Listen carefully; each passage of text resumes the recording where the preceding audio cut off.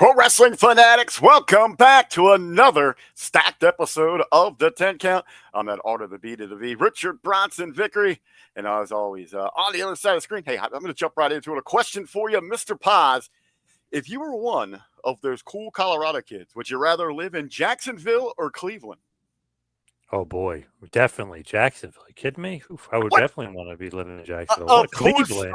Yeah, okay. This Cleveland. this might be a running theme through today's episode where you're oh so wrong because the correct answer is always anywhere in the OHIO there, Paz. Oh, believe me. Oh, brother, come on. I'd rather be anywhere in Florida than anywhere in Ohio. No offense to people in Hey, Ohio. well, No offense. of course, we're leading in with a little NFL draft talk, and hey, that is our first of 10 topics for conversation today. Pause this past week, the NFL had their draft. What a spectacle, brother! They know how to do sports entertainment better than sports entertainment. The first night there, just in the little stage area, 250,000 fans over the course of the 3-day weekend, over 600,000. Plus, this isn't for the Super Bowl. This isn't for the playoffs. This isn't for a Monday night game. This is for Pick'em. This is the NFL draft. But I want to talk about a comparison to the WWE draft. Very interesting with the NFL draft that people are so interested in guys they most likely don't know anything about, but just literally picking a name and having a random guy say the guy's name. It's crazy. I love it. And then obviously I follow college football, but just I find that so fascinating. People are so interested in the draft, like in droves. I mean, it's just insane how many people are interested in the draft. Every year it gets bigger and bigger. It's nuts. Well, around it at its core, they create a sense that this is where everybody has hope. This is the fresh start where this could be your drive towards the Super Bowl. If you were the worst team, the best team anywhere in between.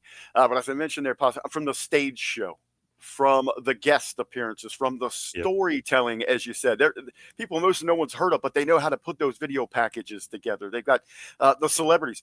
Chelsea Green, who we're going to talk about here a little bit later. Seth Rollins, who I know we're going to talk about on the show. What a announcement he had there in Green Bay, rocking his favorite team, the Chicago Bears, getting that audience riled up. To me, in the comparison with WWE, the NFL draft, WWE needs to copy every bit of it, from making it its own separate stage show to making it have special guests come out for occasional announcements. Not everyone, but occasionally. Have the war rooms where we have Aldis, where we have Pierce, even Shawn Michaels with a group of legends, weighing in on who's going to help their brands going forward. So putting on the hat in the mirror or the T-shirt, and then they can sell those as well over at the shop. WWE doesn't seem to really get the gist of how special the NFL makes theirs feel. Remember years ago, though, they kind of dabbled in that stuff where you get the blue shirt or the red shirt, and they had the draft rooms kind of like they kind of dabble in it, but didn't go all the way in it. But it was also a part of the show. So then they'd have the match, and that kind of, I know it convoluted the draft itself with the actual picks, but then they'd put a board to kind of remind you. I think, like you said, what if you just don't have any matches? You just have just have a draft with like a show, like a separate show where it's no matches. It's just video packages, the draft, and where each guys are going, and then you could see them on Raw or SmackDown. But make it a separate show altogether. That brings up an interesting point to close that on. You know what I'd run that special on? I do it across all my social media on a Wednesday night from 8 to 10. See how you do there. Not a bad idea. Yeah. Hey, with the WWE, it is about domination. It is about the game of risk, the game of global domination. Pause. Of course, the big news coming out of WrestleMania weekend, the purchase of AAA, WWE going into Mexico, and that immediately began speculation. Where else might they be going? A lot of with the Rock and his teaser with the Rubik's Cube and the New Japan T-shirt. We already have the working deal with TNA. Brother, I know you're into the business side of this. You follow all sorts of professional wrestling.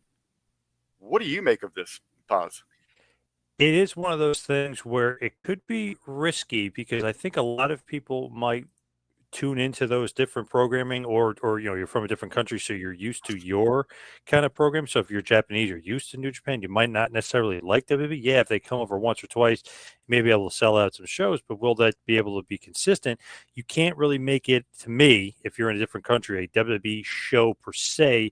It needs to be true to the country. It needs to be true, like, so, like AAA. It needs to be true to Lucha Libre. I know they're keeping Conan on for creatively, but it's like you got to keep it to the roots.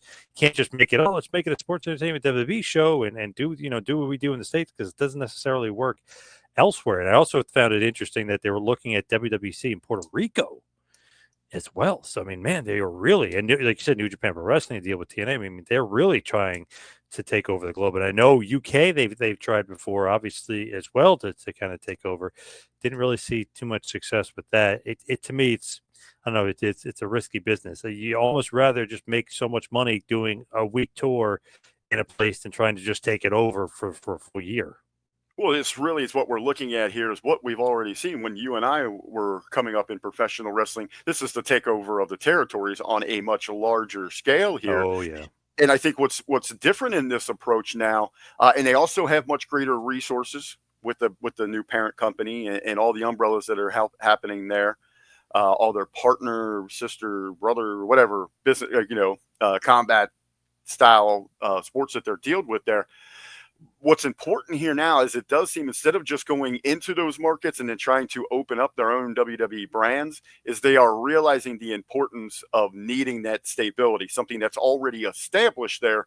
Now, what's going to be telling going forward for everyone to keep their eye on, as we just mentioned, it seemed like the WWE sort of got what's happening with the NFL draft, but didn't go fully in. That's going to be the big question. Can they stay true to what these cultures value? Overall, but especially in their professional wrestling. It's one of those things where sometimes it could be too much, you know. Speaking of too much, I think you might be in the camp of some of those that I've heard some rumblings on social media. But yes, it is official on the Cena farewell tour. Next man up, please step on up. We have found out who that's going to be. It's going to be at Backlash from St. Louis. It's John Cena, the 17-time champion, current reigning champion, defending against maybe his greatest rival ever, Randy Orton. Paz, it didn't seem like you were too thrilled about this choice. So funny. I was talking just literally recently talking to my son about this. He likes this because obviously he used to like Cena. It does not like Cena anymore, but he likes it because he thinks Randy Orton is going to destroy Cena. He said Cena's got no chance. He's bigger than him. He's stronger than him. He seems faster than him. So he was making a point of, like, he likes to see, because he thinks Orton's going to win. I said, I think Cena's going to cheat, and I don't think Orton's going to win, unfortunately. But I said, if it was one-on-one, fair and square, Orton would definitely win. But to me, not excited at all. Cena, and I know I talked about the messages to you, and Ben was saying this, which I agree with him kind of, like, oh, he worked the Rip Rogers, the simplistic, the style. He has shot knees. He has a bad back. He has a body and a frame that can't be that big for a sustained period of time, which is why his body completely broke down. He has lordosis, which is that curvature in the back, which is kind of making him hunched over where he can't really walk right. He is not really doing that Rip Rogers style. He's doing what he can. He's Andre the Giant in 1990. He can barely move. He can barely function. He can't really work. Come on. This guy can't really work. Andre the Giant. Brother, we are talking Can't really about move. We're not just talking about two of the absolute best of the last 2 decades. We're talking about two of the best all time when it comes to knowing how to handle their business inside of that ring. Cena, Orton, they're going to put together a masterful match, a great story. They're going to have the crowd eating out of the palm of their hand. And for those that are saying, oh, we've already seen this. This is a farewell tour. When you go to see your favorite band, you want to hear them and you want to hear their greatest hits. That's what this is. Anyone that didn't think at some point we're going to get Cena versus Orton is absolutely crazy. What better time than fresh out of WrestleMania, the hot program there. We're going to be in Orton's hometown, so they're going to be crazy for the baby here in Orton. It's a little bit of a fresh twist. I would believe this is the first time that Orton has been the babyface when these two have squared off. So it's going to be unique. I love you, but you're absolutely crazy if you can't get excited for this one. I absolutely cannot. Although I do love Orton, I love that it's his hometown because then the crowd is really, really going to be into it. Cena without The Rock to me, worthless. Absolutely worthless. Man, okay, that is still a little bit of letdown. That'll be a Yeah. conversation for a later show. Now we are about conversations here on the 10 count, but hey, you know what? I wanted to take a moment for some appreciation here on the show. The great, she has been so masterful lately. Chelsea Green, as seen this past week, well, she was at the draft representing. She's been doing such great character work, great in ring work for the past couple months for the WWE and beyond there. She drops the Women's United States Championship, and even more shockingly, afterwards takes to the Twix and announces that she is going on an extended leave from WWE. Pause. Any rumblings of why? Is this a break? If she got something personal going on? And why is Chelsea so important to this WWE product? And while you're talking, just as a little, for our fans out there, we're just going to throw up a little picture of Kelsey there. Nice. I don't know why, but I was just kind of speculating, and I have no facts on this, but maybe she wants to start a family. Maybe her and Matt Cardona maybe starting to maybe look to have a kid or maybe multiple kids or something. Maybe that's why the break.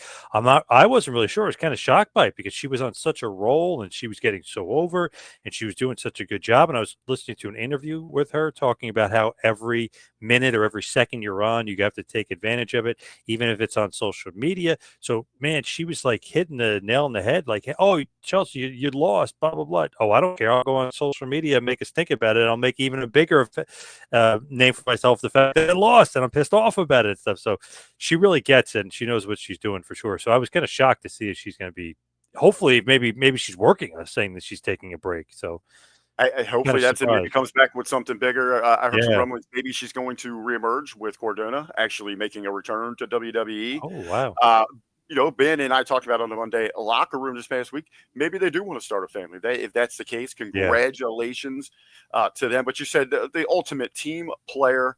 I know she was recently asked about being left off WrestleMania, and she admitted, obviously, that hurts, but there's only so many spots. She realizes that. She congratulated the women that were there, said that they did a tremendous job of representing the entire division of women's wrestling.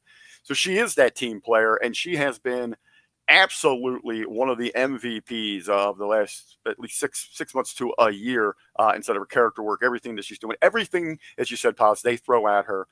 She does such an incredible job. So again, Chelsea Green, if it's an extended break, if you're going to come back in the short term, we thank you for all that you've done, and we're absolutely going to miss you.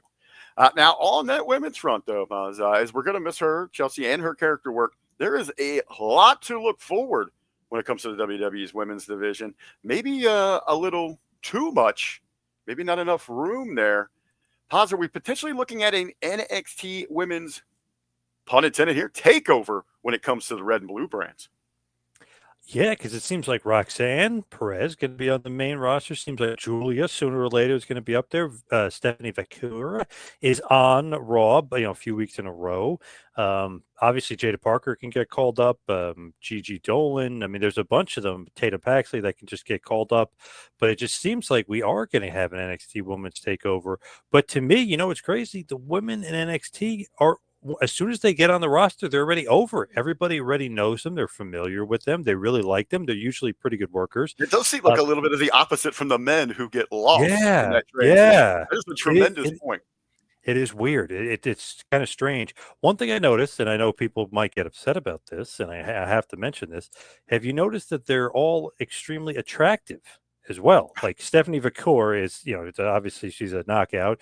Julia is, Jada Parker, Roxanne, they're all good looking too. So it's one of those things where whoever's recruiting down there in NXT, not only are they recruiting for the in ring and the personalities and the promos, they're definitely getting the cream of the crop as far as attractiveness too, which obviously plays a role. And obviously for the men, that can play a role for some people as well. But I just noticed, like, man, like every girl they call up, not only can they work, they talk, they wrestle, but they're all good looking. It's pretty remarkable with NXT. as the vet says, just look at them. To me though, maybe a little bit of concerns for maybe some of your favorites out there, the fan favorites that already established. I'm talking at the very even top, the Charlottes, the Beckys, the Baileys, the Biancas, and especially that middle of the pack there, that might just be hanging on.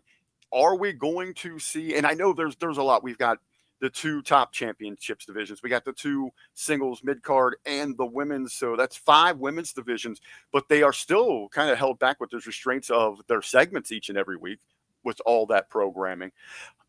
How much room is there going to be? Are we going to see some of those that have been in the system for 5+ years starting to be pushed out, phased away as we just create younger, maybe even Paz says more attractive, more athletic versions of these characters? Hey, that's just the nature of the beast. That's just the way the business goes, and I think that is exactly probably what will happen because they have. I know they have so many hours of TV per week, but man, they have just so many females now, and they all could be on TV, and they could all be getting storylines. So it's one of those things where I don't know. Maybe too much of a good thing could be good, but too much of a good thing could also be, you're going to lessen everybody's time, so could actually turn out to be a negative. Yep, there we go. Well, speaking of somebody who was looking for more WWE airtime, and what a way to grab some major WWE airtime than at WrestleMania against Randy Orton.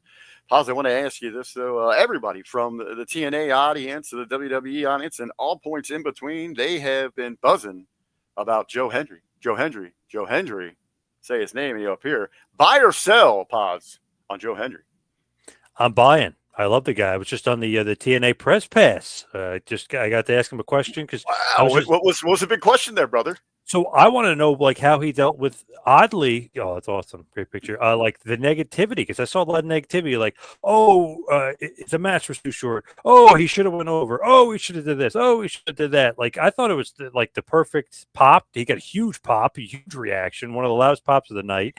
I just thought everything was great. Come on, it's Orton's 20th WrestleMania. He's one of the greatest of all time, and you know what I mean. I didn't expect him to win. Oh, the match was too short. I didn't. So I was just wanted to know his not suggested, but what he thought about some of the negativity. And he was saying that Cena was talking about how it's very positive. Look at the metrics. Your shirt just sold out. Like he was giving him advice about how don't listen to like anybody negative. You focus on what's important, and that those are the metrics, and all the key metrics kind of hit it out of the park. And I mentioned, did you think he got one of the loudest pops? And he said he's going to go back and check the decibel because they had the decibel meter, and he thinks he might have gotten one of the loudest pops. So I don't. I think he's great. I like him.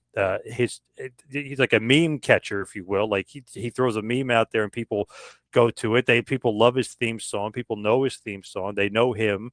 That look that he gives, the spin. I mean, he's already got everything down to be a WWE superstar. Well, hey, you put it out there. I'm also going to buy on this. I'm a fan of it right now. And I even like what Henry himself said. It's about positioning, being in the right place, and making the most of opportunities in professional wrestling. I will say, just to play devil's advocate here on the sell side of things. Obviously, anybody in the ring is going to be dwarfed by Randy Orton. Yeah, look at Cena.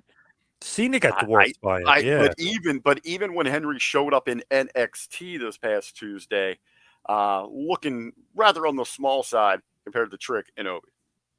those guys are huge too. Yeah, there's some big boys. Those guys look like they could have gone in the NFL draft as well this past week. So, like, I've obviously been to a bunch of TNA shows, but I was there for Joe Hendry. Like, man, he's so big in person. Like, he's big. Then you see the WWE guys, and you're like, okay, these guys, this is a different animal. This is like, where the Sharks play. Like, oh my God. I mean, Obafemi is gigantic. Obviously, Orton is huge. Cena was even talking about Orton, how big he is, like how he looks so small compared to him. He's like, what happened with like, oh my God, it's unbelievable. Yeah, he is on that other level. Not really fair to make that comparison. Joe Henry doing great biz right now.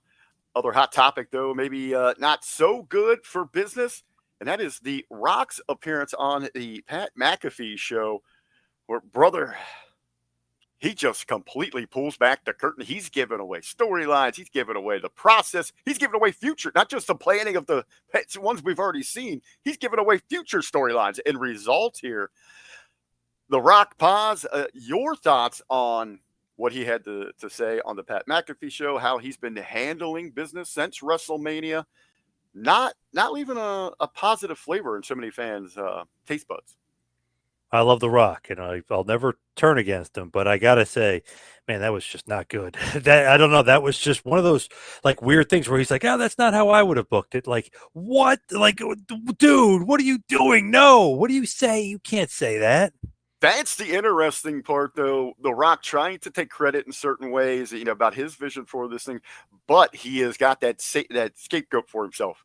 He Yes, has got that. Well, if this does blow up, this was kind of yes, Triple H. This was John's idea. yeah, Those were the things yeah. that were a little telling here, which might be more of the story about a continuing power struggle at the top of the WWE. Man, just like you think about, okay, Rock, you didn't show up to Mania. You had to have shown up. You literally ruined the complete storyline. Whether you say, "Oh, I didn't want to take away from John," you took away from him, irregardless. By not showing up, you actually overshadowed him even more. If you were there, I mean, come on. This motherfucker, Travis Scott. I mean, come on. That's Jesus.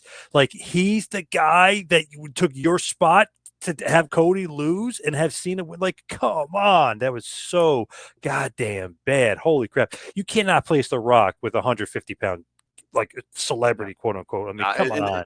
and The that guy's is, small compared to David Arquette. Like, the guy if he's small than small.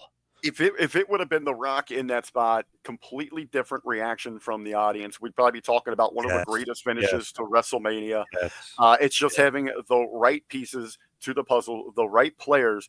Now, when it comes to the storytelling, if this is what they thought was right, I would suggest to The Rock, there's a reason that he stars in the movies in Hollywood and he doesn't write them. Yeah. So yeah, Yeah.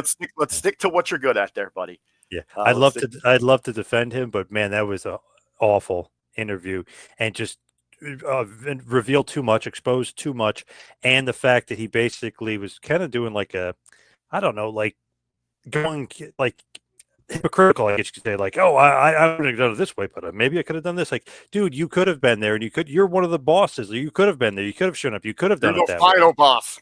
Yeah, you're the final boss. Jesus, come on, man. Like that was, ooh, bad all the way around. The Rock, one thing he does know about it, it is making big time money. Right now, Yes. that's what the WWE is about across the board. You're a money man. You talk the business of the business each and every weekend. This headline really jumped out to me because the cost of having WWE in your city. This is the one that really got there. You actually turned me on to some other articles, some of the financial figures with WWE. This is the one that got me going here. This is big money. A lot of people that doubt, WWE's coming to town. Well, think again here. This one here. Sorry for the blurriness. Orlando bids $18 million to host WrestleMania and major UFC events. This will be a few different WWE events, UFC, but that is some big time bucks to get professional wrestling in the city. Man, think about that. Not only are you WWE, you're going to go to those towns, you're probably going to sell it out, you're probably going to sell, thousands upon thousands of tickets. But the city, and this has been going on for a couple of years now, but now the money, like you said, 18 million, the money just keeps getting jacked up. They are actually being paid to bid on like a Super Bowl, being paid like, hey, SummerSlam, we'll pay you this amount, which they're paying for in New Jersey, by the way. Phil Murphy is paying WWE to do SummerSlam in New Jersey. Minneapolis paid them a ton. Now it's going up to 18 million for Orlando. I know it's going to be a couple shows in UFC mix, but they're paying them like so to even have WWE even be like considering your town, you're going to have to give them money. Man, what a crazy business and awesome for WWE and for the people that say, "Oh, it's a dead industry." I just kind of laugh because they're making money just by saying, "Hey, we're WWE," and the town is like, "We'll give you $5 million to show up and do PLE." You know what I mean? It's just it is crazy how much money. And when you break down some of the money, where it's going to infrastructure, stadium Yeah. renovations, helping out with the transit, lodging. All of that is entailed into this thing to upgrade their tourist attraction. Hey, not so much a kudos, but how about to the wrestling fans that we have proven that we can make a difference, that we will bring the bang for the buck, baby. That's who's doing that. And that's globally the attraction. It's the fans that are doing this. Hey, I thought wrestling fans were poor. What happened here? I thought wrestling fans were poor. They didn't attract money. They didn't attract business. What happened to that? Hey, SummerSlam just released packages for $40 I know. thousand dollars, and they sold out 40,000 in the limited tickets. They sold out. Who the hell is a wrestling fan that has $40,000 throw away, like mortgage payments, like like to put down payment on a home? Basically, Hey, it's like, hey, you know what? oh shit. Not a massive army of dudes without girlfriends living in their parents' basements can put Oof. away a lot of bucks, baby. Hey, Oh, I was heartbroken to see some of those SummerSlam packages. I had set aside a goal, a little reward for myself. I was going to come up and visit you guys during SummerSlam oh weekend, make the man. rounds, try to take the event in. I'm still on the goal to get up there for all the festivities. I just don't think I'll be watching SummerSlam from inside a stadium. I think I'll be at a Yeah, local park. it's insane because my son was saying something about going. I said, "Do you want to sit in bad seats?" He's like, "No, I want good seats." And I was like, that's probably gonna be 1,000 a piece. And I was like, can't do it. Like you just can't. It's just too much. And on top of that, just to talk about like money, supposedly Netflix is going to offer WWE for just WrestleMania. It was either I didn't get the year amount. It's either 5 or 10 years, something like that. But they're just Mania to put on Netflix 1.2 billion. Wow. Holy So just wow. insane. Yeah. Wow. Well, where WrestleMania is going to end up city wise, distribution wise, is a mystery. Well, we have got another big mystery drop today, Paz. You might have some insight. You might have been on the phone. You might have been the man behind the camera Yeah, I wish. on this one. And we're talking Easy E, Hollywood Hogan, and who is the third man? This mysterious video shot in a NWOS style drops today. You've got the bad boys back together again. Easy, Eric Bischoff, Hollywood, Hulk Hogan. They've said it. They've done it before. They have shocked the world. They've changed the world of professional wrestling. They are ready to do it again. But who is the third man this time around? The teaser, we get the director's chair right there. And they've sworn that this man, you can't even count the championships, how much of a badass he is at what he does. Paz, what do you make of sense? Do you have any insight? Please tell me you know what's going on. I don't know. I've heard rumors that him and Bischoff are doing a podcast together. I heard rumors that it might be Conrad Thompson as the third man, which would kind of and I love Connie and I'm friendly with Connie. That would kind of be just a little bit of a downswing, just because you got Bischoff and you got Hogan, the greatest of all time, and then it's like, oh, then Conrad. You kind of would expect it to be another wrestler. Nothing against Conrad. I'm I just don't saying, know. like I thought, Could you imagine a or heel Conrad, the oh, ultimate turn from maybe. the ultimate mortgage man? Is just going to start stealing money from you and not saving you money? But you know who I was thinking that would be the third man. This is why I was like, no offense to Conor, would be a down thing.